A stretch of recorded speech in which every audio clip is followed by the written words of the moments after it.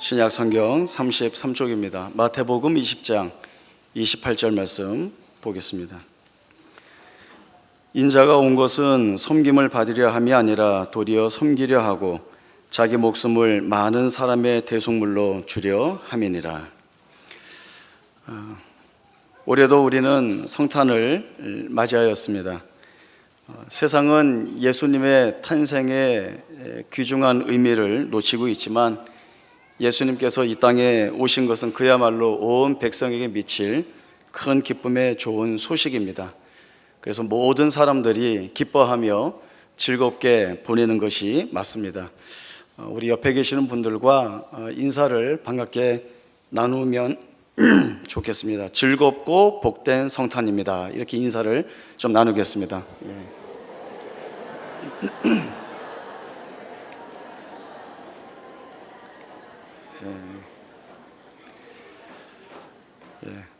웃으면서 서로 인사하니까 참 좋아 보입니다.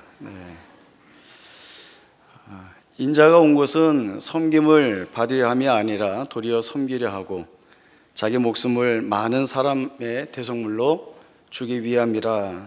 예수님께서 말씀하시는 이 섬김은 섬김을 받는 것이 아니라 섬기려 한다라고 하는 의미가 그 안에 담겨 있고, 또 자기 목숨을 내어주는, 즉 죽음에까지 이르는 섬김이라는 것을 저희들이 보게 됩니다. 하늘의 영광을 버리고 철저히 낮아지셔서 이 땅에 인간의 몸을 입으시고 오시었고, 또 죄인들이 마땅히 져야 할 죄값을 참 하나님, 참 사람 되신 그리스도 예수께서 대신 지심으로 인하여서 우리에게는 큰 구원의 기쁨과 하늘의 영광을 주시는 것이 바로 예수님이 말씀하고 계시는 섬김입니다. 예수님께서 이러한 말씀을 제자들에게 주시는 배경이 되는 사건이 있습니다. 같은 마태복음 20장 20절부터 시작된 사건입니다. 세베대의 아들인 야고보와 요한의 어머니가 예수님을 찾아와서 한 가지 청원을 하는데, 그것은 나의 두 아들을 주의 나라에서 하나는 주의 우편에 하나는 주의 좌편에 앉게 해달라는 것이었습니다. 세베대의 아들의 어머니의 이러한 모습은 다른 제자들로 하여금 분노케 하였습니다. 제자들이 분노한 이유는 우리도 그러한 생각과 야망을 가지고 있는데 동료 어머니가 와서 먼저 노골적으로 말했기 때문에 그렇습니다. 그러나 예수님은 주의 나라가 갖는 영광이 세베대의 아들들의 어머니나 제자들이 생각하는 세상 나라의 우월한 지위를 갖는다거나 또 그 지위로 인하여서 권력을 갖는 것이 아닌 것을 말씀해 주십니다. 예수님께서 이 땅에서 받으시는 그 고난이 주의 나라가 이룰 영광으로 나아가는 자리인 것을 분명하게 이 세베대의 아들들의 어머니나 제자들에게 말씀해 주심으로 인하여서 이들이 지니고 있는 오해를 풀어주고 계십니다. 세상에 속한 나라의 속성은 이렇습니다. 이 세상 나라에서 지위와 권력을 차지하기 위해서는 힘으로, 폭력으로 행사해야 합니다. 그 힘과 폭력으로 왕의 자리를 꿰차야 하고, 왕이 되면 그때부터는 자기 백성들이 왕 하나를 위하여서 목숨까지도 내놓게 해야 하는, 자기 백성의 목숨을 하찮게 여기는 폭력적인 왕으로 서게 됩니다. 이것이 세상 나라가 가지고 있는 속성입니다. 그러나 주의 나라는 어떠한 속성을 지니고 있는가 하면 세상과 같지 않습니다. 주의 나라의 왕은 사랑으로 그 힘과 능력을 행사하고 또 스스로 가장 낮은 자리에 서며 자기 백성을 위하여서 목숨을 내어놓는 것, 즉 백성들을 위하여서 죽는 자리까지 나아가는 것이 바로 주의 나라의 왕의 참된 모습입니다. 세베대의 아들들의 어머니나 제자들은 예수님이 이루실 그 나라가 세상에 속한 것이라 생각하여서 높은 지위와 권력을 요구했던 것입니다. 그러나 예수님께서는 너희는 너희가 구하는 것을 알지 못하는도다. 내가 마시려는 잔을 너희가 마실 수 있겠느냐 물으시는 그 질문을 통하여서 주의 나라는 이 세상 나라와는 분명히 다르다는 것을 말씀해 주십니다. 주의 나라의 세움을 받기 위해서는 섬기는 자가 되어야 하고 종이 되어야 합니다. 제자들은 오히려 많은 사람들로부터 섬김을 받는 것을 그 마음의 소원으로 가지고 있었고, 그리고 종들을 부려먹는 주인의 자리에 서고자 하는 것이 이들이 가지고 있었던 욕망이었습니다. 그래서 섬기는 자가 되어야 한다, 종이 되어야 한다라고 하는 생각은 제자들에게는 처음부터 없던 생각이었습니다. 그러나 예수님은 제자들에게 바로 섬기는 자가 되어야 한다, 종이 되어야 한다라고 하는 이 말씀의 시작점을 제자들에게 요구하고 있습니다. 섬김이란 무엇인가? 종이 된다는 것은 무엇인가? 그것은 내가 아닌 상대의 모든 것을 돌아보는 것입니다. 내가 먼저가 아닌 상대를 먼저 돌아보게 되면 시작과 과정과 그 끝이 전혀 다른 모양으로 드러나는 것들을 저희들이 봅니다.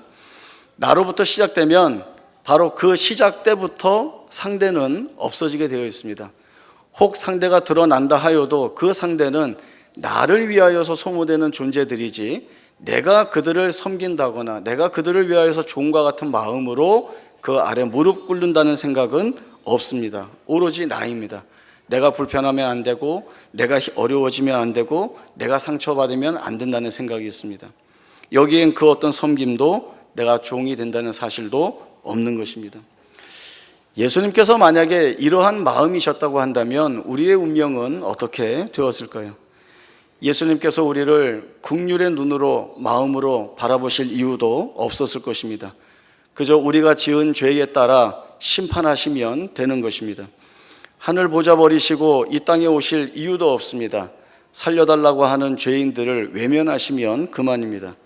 종이 되실 필요도 없습니다. 가장 높은 자리에 앉아서 심판주로서 심판하시면 끝입니다.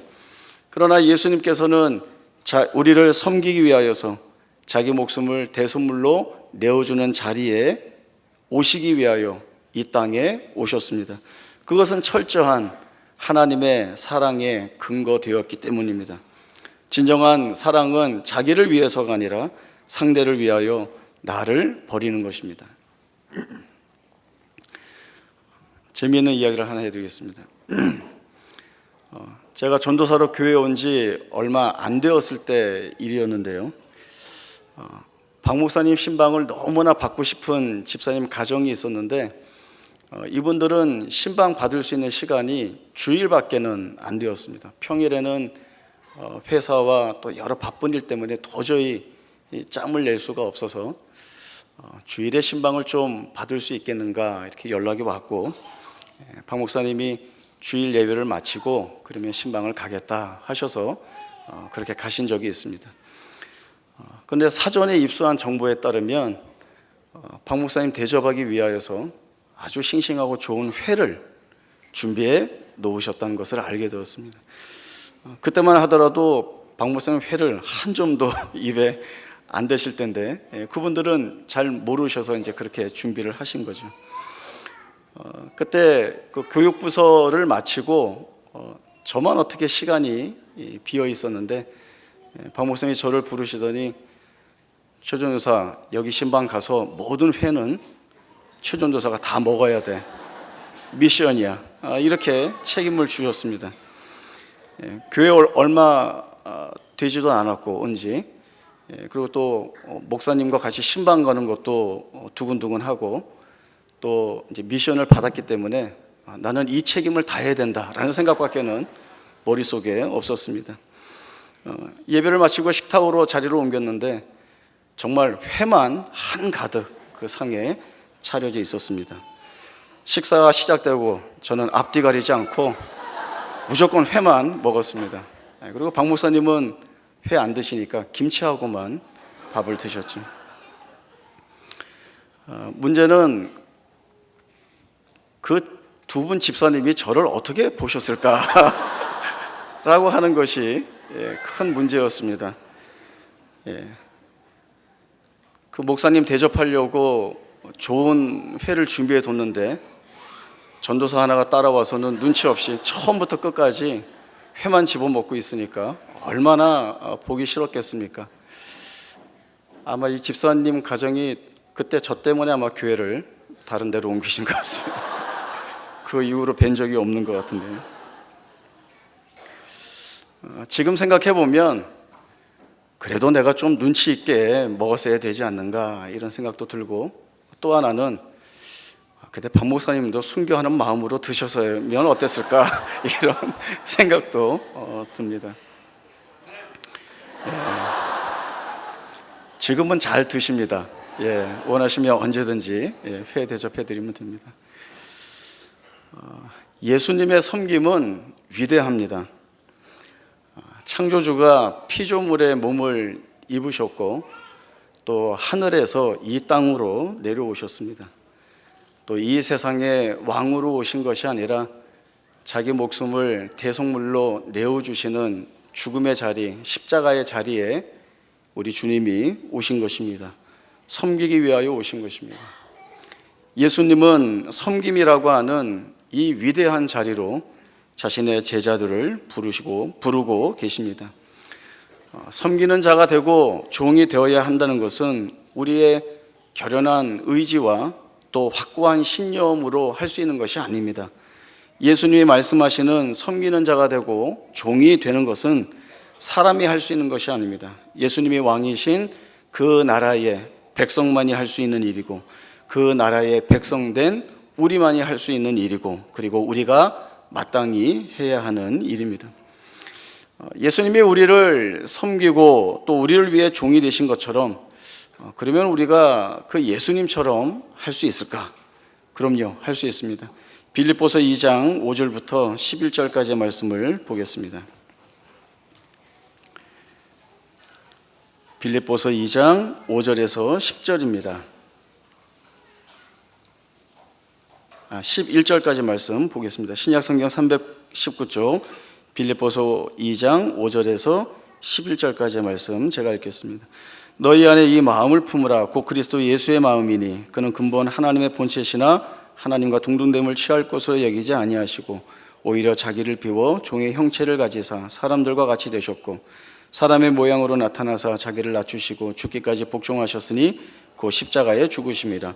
이러므로 하나님이 그를 지극히 높여 모든 이름 위에 뛰어난 이름을 주사 하늘에 있는 자들과 땅에 있는 자들과 땅 아래에 있는 자들로 모든 무릎을 예수의 이름에 꿇게 하시고 모든 입으로 예수 그리스도를 주라 시인하여 하나님 아버지께 영광을 돌리게 하셨느니라.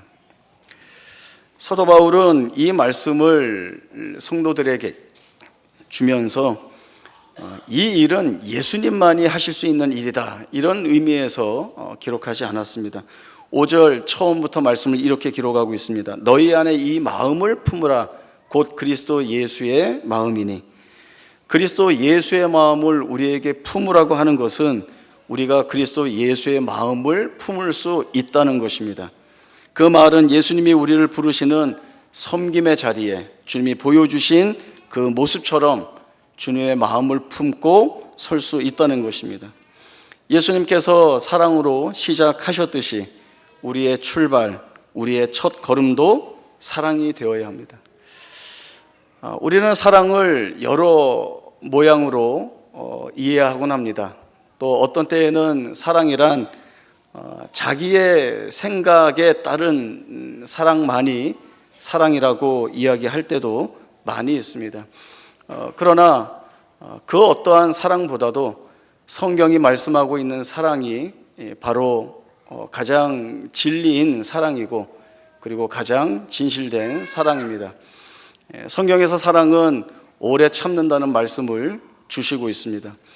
우리 사랑을 아주 단순하고 간단하게 생각하면 사랑, 그냥 좋아하는 거지 그 이상 뭐가 있겠는가 싶지만 성경이 말씀하는 사랑은 바로 하나님의 사랑, 예수 그리스도의 사랑처럼 상대를 위하여서 모든 것을 다 감당하는 사랑입니다. 물론 기쁘고 즐겁고 좋을 때도 이 사랑의 마음을 가지고 함께 하지만 때로는 내 마음에 들지 않고 나와 다르고 또 오해할 만한 것이 충분히 있고, 더 나아가서는 사랑할 수 없는 이유가 그에게 많이 있다 할지라도 사랑해야 한다라고 하는 것이 성경이 우리에게 주시고 있는 말씀입니다. 사랑할 만한 이유가 있을 때에 사랑하는 것은 큰 자랑거리가 되지 못합니다. 저 사람이 나한테 잘하니까 나도 잘한다. 저 사람이 나에게 유익이 있으니까 나도 유익이 될 만한 거리를 저 사람에게 한다. 저 사람이 나를 사랑한다고 하니까 나도 사랑한다는 말을 할 수 있다. 이것은 지극히 계산적이고, 만약에 자기가 생각하는 이 생각들이 없어지거나 끊어지게 되면 자기 자신도 언제든지 이 사랑의 의미와 관계를 끊어낼 수 있다는 것이 이 안에 함축되어 있습니다. 그러나 사랑할 이유가 없는 대상, 사랑할 수 없는 대상, 원수라거나 적이라거나 이런 대상들과는 사랑을 나눌 수 없지만, 그러나 성경이 말씀하는 사랑, 하나님이 보여주시는 사랑, 그리스도 예수의 마음을 품고 드러내는 사랑이라고 한다면 바로 이러한 자리에까지 사랑의 마음을 가지고 가야 하는 것입니다. 원수를 사랑하라. 내 오른뺨을 친 자에게 왼뺨을 돌려대라. 오리를 같이 가고자 하는 자와 함께 십리를 걸어가라. 내 겉옷을 빼앗는 자에게 속옷까지도 내어주라 라고 하는 이 말씀은 성경 안에만 있는 그저 읽기 좋은 말씀이 아니라 하나님께서 우리에게 반드시 행하라고 하는 그러한 진리의 말씀으로 주어지고 있습니다. 이것은 성경 안에, 우리의 삶은 따로 이렇게 될 수 없는 것입니다. 성경에 말씀하는 모든 삶들이, 그 권면들이 하나님께서 우리의 삶 가운데에서 살아내도록, 그리하여서 하나님의 형상을 닮은 자로 다듬어져 가고 만들어져 가고, 그리고 그 안에서 하나님의 영광을 위하여 사는 복된 존재가 되게 하시는 것이 바로 하나님이 우리를 향하여 가지고 계시는 마음이고 또 목표요, 목적이 되는 것입니다.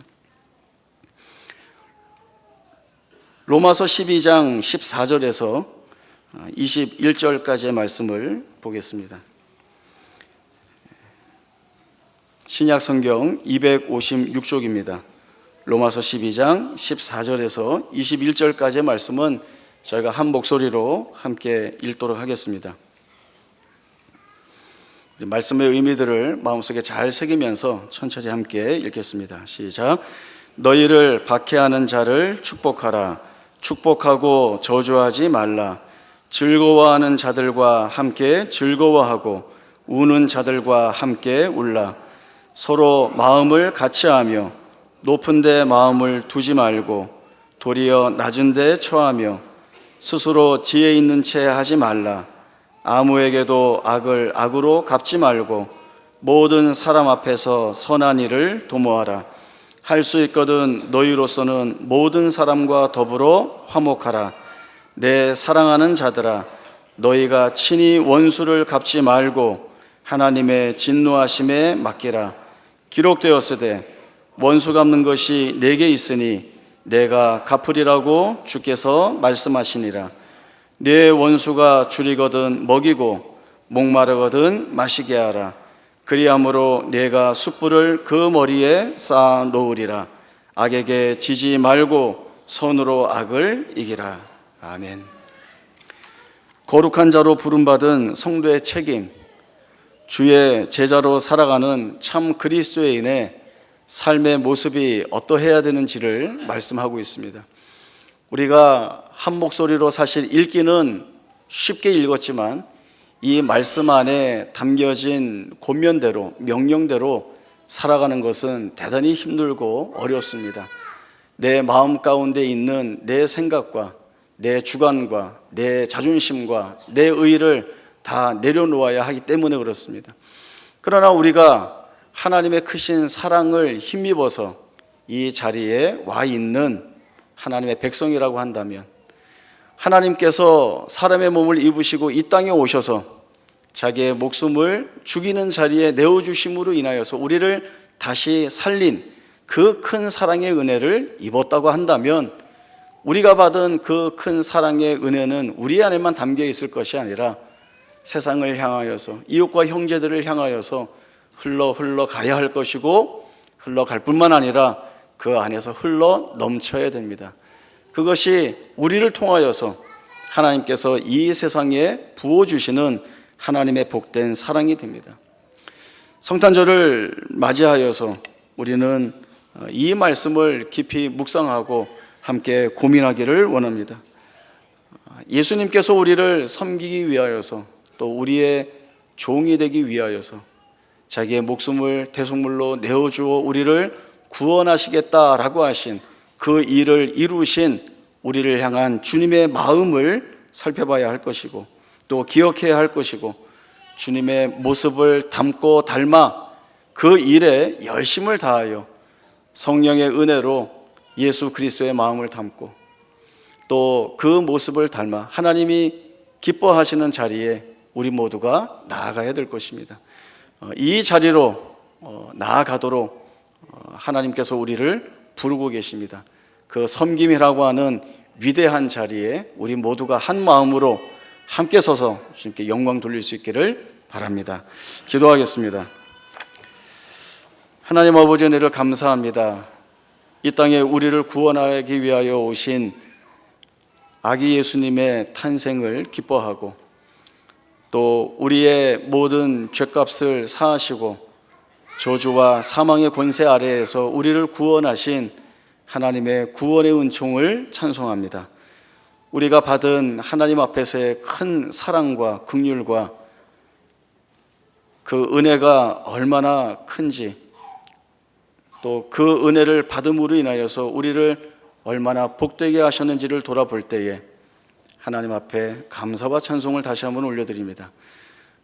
오늘도 섬기기 위하여 종으로 오셔서 우리에게 모범을 보이신 주님의 마음과 그 모습을 기억하며 우리 또한 그리스도 예수의 마음을 품고 우리 안에서 우리를 통하여 드러내실 하나님의 크신 사랑의 은혜들을 세상 가운데 우리의 이웃과 형제 가운데 흘려보내기를 간절히 원합니다.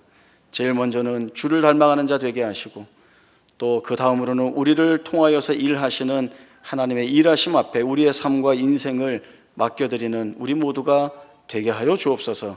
거룩하신 예수님의 이름으로 기도하옵나이다. 아멘.